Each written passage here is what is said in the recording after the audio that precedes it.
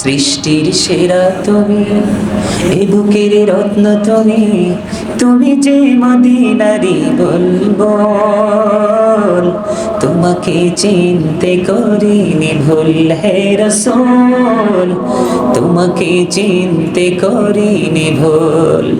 উম্মতের লাগিয়া কত না কেঁদেছো, উহুদের ময়দানে কত রক্ত ঝরাইছো, ওরা যে বলছে তোমায় পাগল, তোমাকে চিনতে করিনি ভুল। মারহাবা। যারা নবীর দুশমন তারা রাসূলকে কি বলেছে?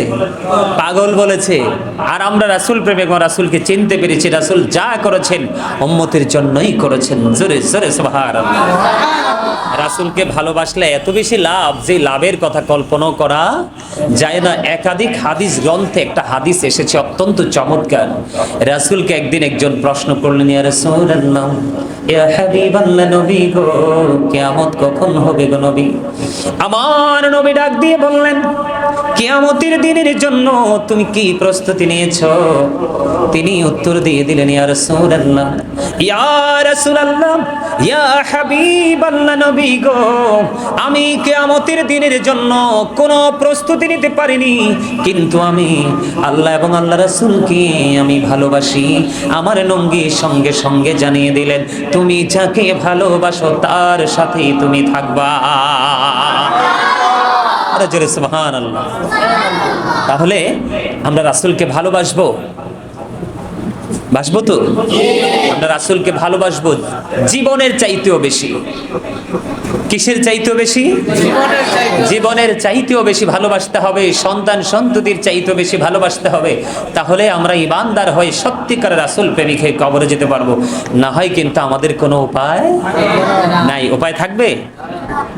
আমাদের কোনো উপায় থাকবে না।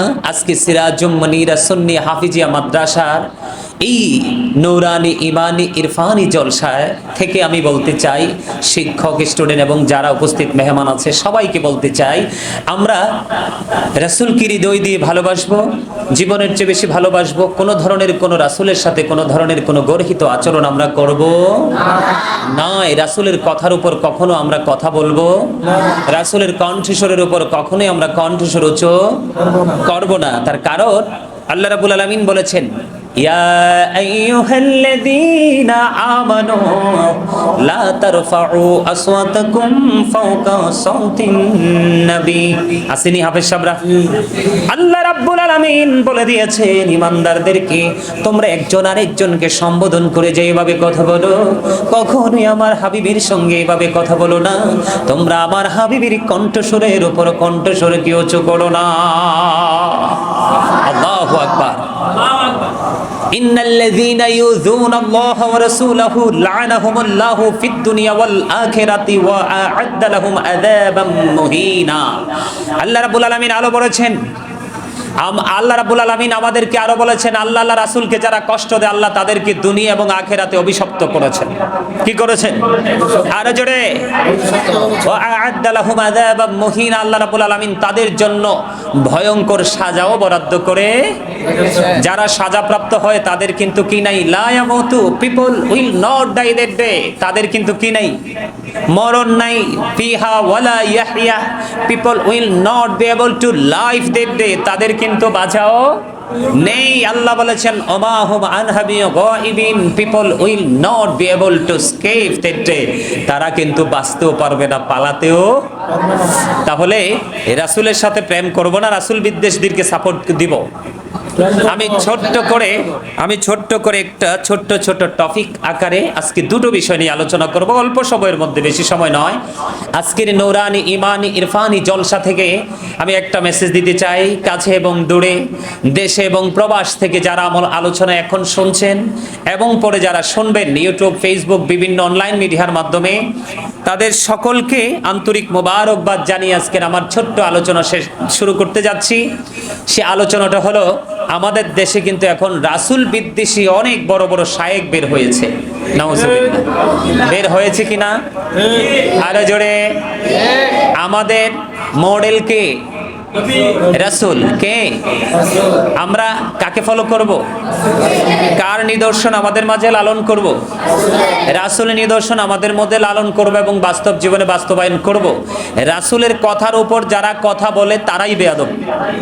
তারাই কি বেয়াদব? কারণ আল্লাহর হাবিবের চাইতে সম্মানী ব্যক্তি সৃষ্টি জগতে আর কেউ হতে। তিনি শুধু নবী নয়, তিনি নবীদের নবী, যাকে বলা হয় ইমামুল মুরসালিন। এই নবীর কথার দাম বেশি না আমাদের মতোই এই কথিত শায়েখদের দাম বেশি? আমার রাসূলের দাম যেটা কল্পনাও করা। আরে রাসূল তো অনেক দূরে, অনেক সম্মানের জায়গায়, সাহাবীদের সাথেও তো তুলনা করা যাবে না। সাহাবায়ে কেরাম এত দামি কেন? দামি হলো তারা ঈমানি চক্ষু দ্বারা এবং চর্ম চক্ষু দ্বারা রাসূলের দিকে প্র্যাকটিক্যালি রাসূলকে দেখতে পেয়েছেন, রাসূলের আদর্শকে তারা নিজেদের মধ্যে এনে বাস্তব জীবনে বাস্তবায়ন করেছেন। এই জন্য তাদের এত মর্যাদা।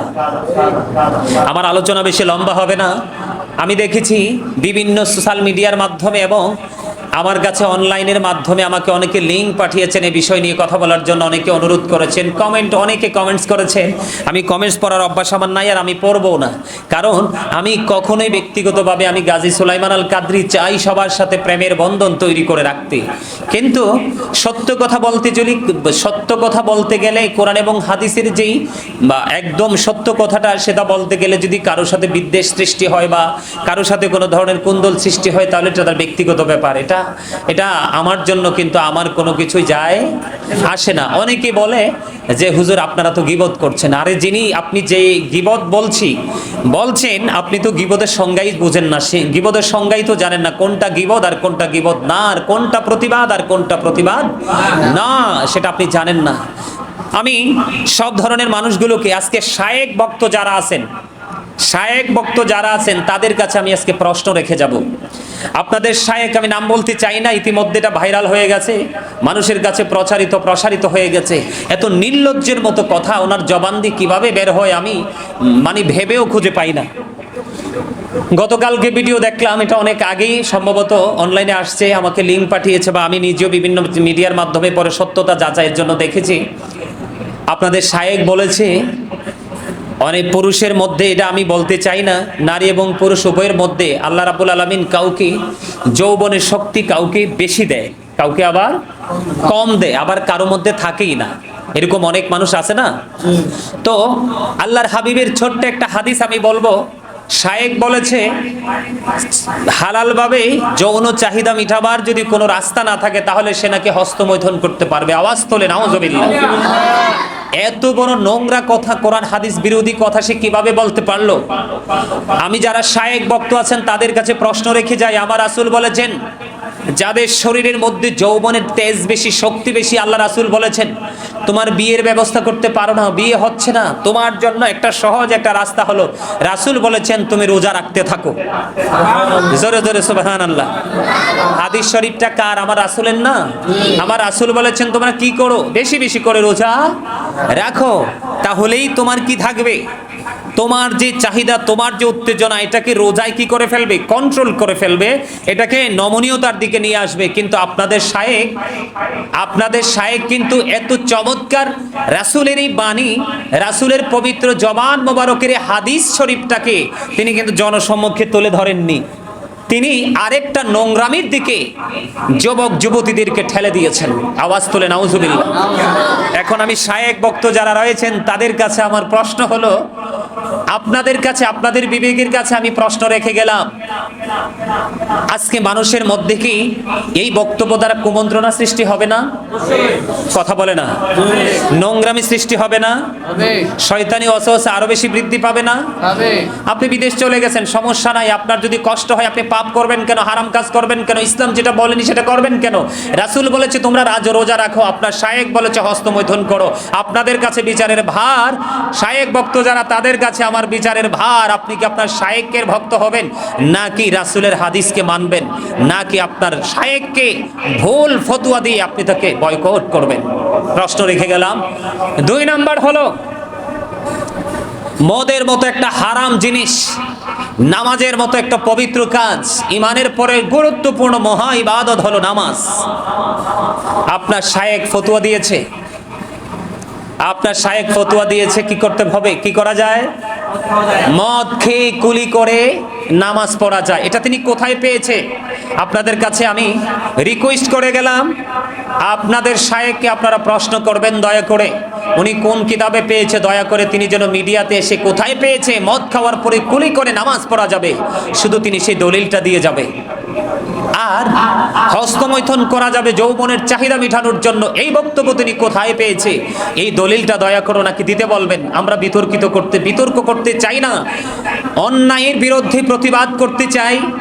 ইসলাম বিদ্বেষী যারা অন্যায়, যেটা কোরআন বলেনি, হাদিস বলেনি, আল্লাহ বলেনি, রাসূল বলেনি, সেই বিভ্রান্তিকর বক্তব্য দিয়ে সাধারণ মানুষের মধ্যে ফিতনা সৃষ্টি করছে, মানুষের বিবেকটাকে কলুষিত করে দিচ্ছে, সেই মানুষগুলোতে বিকৃত মস্তিষ্কটাকে আবার জাগিয়ে তোলার জন্য আমরা আমাদের প্রতিবাদের ভাষা নিয়ে, কোরআন হাদিসের সত্য তথ্য নিয়ে আমরা আপনাদের সামনে আসি। তখন আপনারা বলেন আমরা নাকি গীবত করি, একজন আরেকজনের পিছু লেগেছে। আপনারা তো জানেন না, কোরআন এবং হাদিসের বিরুদ্ধের ব্যাখ্যা দিয়ে এবং সাধারণ মানুষকে সেটা যদি বিশ্বাস করায়, এই শায়েখ এবং শায়েখের ভক্ত যারা, উভয় কিন্তু ঈমান হারা পথভ্রষ্ট হয়ে তারা জাহান্নামী হয়ে কবরে যাবে। আমাদের মিশন হচ্ছে সাধারণ মানুষের ঈমান ও আমলকে বাঁচানো, সেটাই, অন্য কোনো কিছু নয়। কারণ শায়েখের বাড়ি কোথায়, শায়েখ কোথায় থাকে, কি করে, সেটা আমরা কি জানি না। যখন তিনি কোনো অপরাধ করে, অন্যায় করে, তখন সেই প্রতিবাদ করতে আমরা মিডিয়ার সামনে আসি, কারণ মানুষের ঈমান তো বাঁচাতে হবে, ঠিক না বে ঠিক? সবচেয়ে বড় দুঃখজনক, সবচেয়ে বড় লজ্জাজনক, সবচেয়ে বড় আপত্তিজনক, সবচেয়ে বড় ভয়ঙ্কর যেটা হলো, আমার রাসূল বলেছেন, আজকে আমি সাবধান করি, যাদের হেদায়াত নসিবে এসেছে, যাদের কপালে নিয়ামত আছে, ফিউচার যাদের ব্রাইটনেস হবে, তারা আজকে কথাগুলো হৃদয় পর্যন্ত পৌঁছাবেন। আমরা যখন কবরের পার যাই তখন আমাদের কি হয়?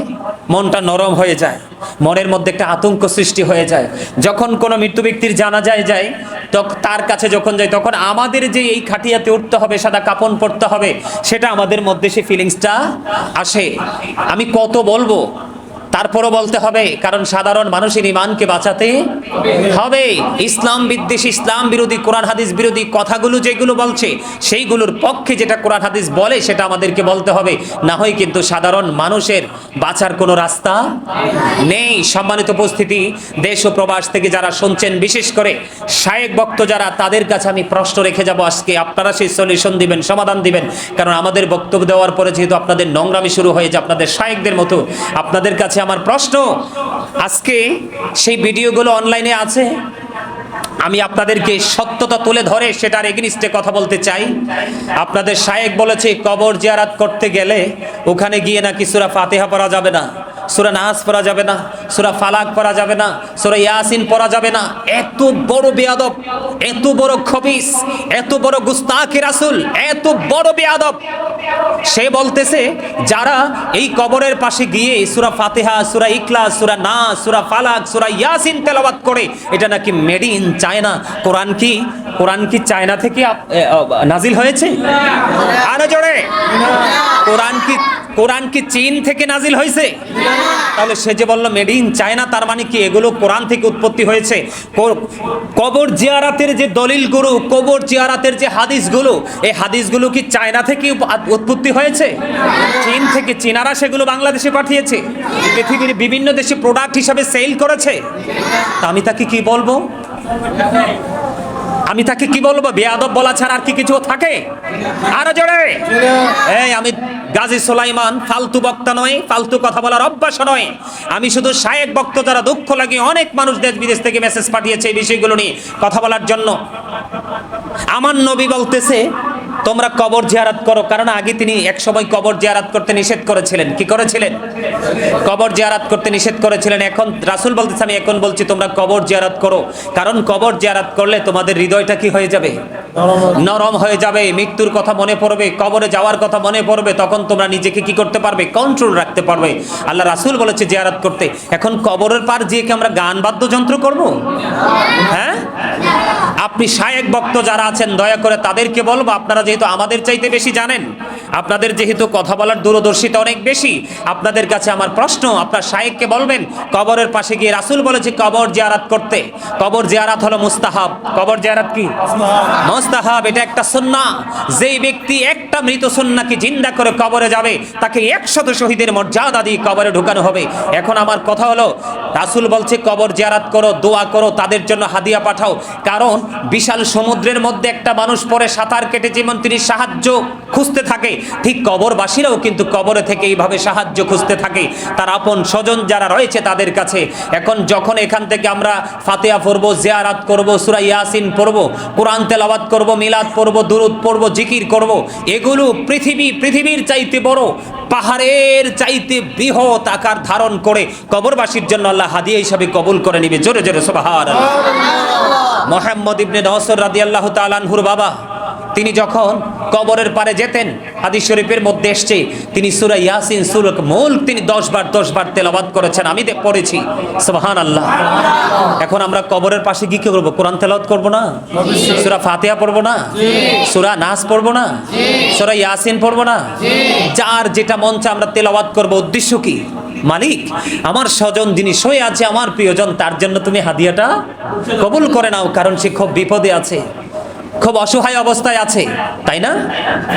এত বড় বিয়াদব, সে বলেছে এগুলো নাকি made in China, made in Medina না। জোরে জোরে নাউজুবিল্লাহ, আরো জোরে নাউজুবিল্লাহ। আমি শায়েখ ভক্ত যারা রয়েছেন, যারা রাসূল যেটা বলেছে এটাকে উপেক্ষা করে বিকৃত করে কথা বলে, তারাই বেয়াদব। আমি তো বেয়াদব বলেছি। আল্লাহ রাব্বুল আলামিন এখানে দুই পাশে দুইজন হাফেজ সাহেব বসে আছে, আমার সামনে আরো হাফেজরা বসে আছে। আল্লাহ রাব্বুল আলামিন পবিত্র কালামে হাকিম সূরা কালামের মধ্যে ওয়ালিদ বিন মুগিরাকে গালি দিয়েছেন। ওয়ালিদ বিন মুগিরা নবীর সাথে বেয়াদবি করার কারণে তাকে 10টা গালি দিয়েছেন। কয়টা? 10টা গালি দিয়েছেন। এর মধ্যে 10 নম্বর গালি হলো উতুল্লিং বাদা যালিকা জানিন, with all that he is a bastard. আল্লাহ রাব্বুল আলামিন ওয়ালিদ বিন মুগিরার 10 নম্বর গালি দিয়েছে, সে জারজ। কত বড় দুঃসাহস! এই জন্য বলছি, শায়েখ ভক্ত যারা রয়েছেন, যারা আমাদেরকে বলেন গীবত করি, আপনি আগে গীবতের সংজ্ঞা জেনে আসেন। কোনটা কি গীবত বলে? এটা ইসলাম, এটা আল্লাহ রাসূলের বিধিবিধান। একজন ইসলামকে বিকৃত করবে, কোরআন হাদিসের বিকৃত বক্তব্য দিয়ে সাধারণ মানুষকে গোমরা করে দিবে, পথভ্রষ্ট করে দিবে, আর আমরা সে তার এগেইনস্টে সত্যটা তুলে ধরবো না? কোরআনের কোন ভাষায়, কোরআনের কোন আয়াতে, কোন হাদিসের মধ্যে এটাকে গীবত হিসাবে স্বীকৃতি দিয়েছে? দেয়নি কোথাও। এটা আপনাদের ব্যক্তিগত আক্রোশমূলক বক্তব্য, আপনারা যে যাই বলেন, এটা আমার কোনো আপত্তি নেই। তবে আমার কথা হলো, আপনাদের কাছে প্রশ্ন রেখে গেলাম, আমরা কবরবাসীর জন্য কবরের পারে গিয়ে কি করব? কথা ঠিক না বে ঠিক? আরো জোরে। এটা আমি শায়েখ ভক্ত যারা, তাদের জন্য কি রেখে গেলাম? প্রশ্ন রেখে গেলাম আপনাদের কাছে আমি প্রশ্ন। তবে আপনাদেরকে একটা কথা বলি, শায়েখ ভক্ত যারা, আমাদের ভক্ত যারা রয়েছে, আমি তাদেরকে খুশি করার জন্য বলছি না, ওয়াল্লাহি আল্লাহর কসম করে বলছি, কখনোই আমাদের ভক্তরা কখনোই পথভ্রষ্ট হবে না, তারা কখনোই ঈমান হারা হয়ে কবরে যাবে না। ঠিক না বে ঠিক? কখনোই তারা কি হবে না? বেঈমান হয়ে কবরে যাবে না। কারণ আহলুস সুন্নাত ওয়াল জামাতের অন্তর্ভুক্ত যারা, তারা কখনোই রাসূল যেটা বলে গেছেন সেটাকে ওভারটেক করে কথা বলে না। আজকে আপনাদের শায়েখরা বলে, আমি আপনাদেরকে সাবধান করে দিচ্ছি, প্রশ্ন রাখলাম এবং সাথে সাথে সাবধান করে দিলাম। মনে রাখবেন আমার রাসূল বলে গেছে, কিয়ামতের পরবক্ষণে পৃথিবীতে সবচেয়ে নিকৃষ্ট মানুষ হবে কথিত আলেমরা। কারা? তাদের দাড়ি থাকবে, টুপি থাকবে, পাগড়ি থাকবে, সবই থাকবে। কি থাকবে? সবই থাকবে। কিন্তু থাকবে না শুধু তাদের সঠিক শিক্ষা, থাকবে না শুধু তাদের ঈমান, কিন্তু তাদের সিনায় কোরআন থাকবে। কি থাকবে?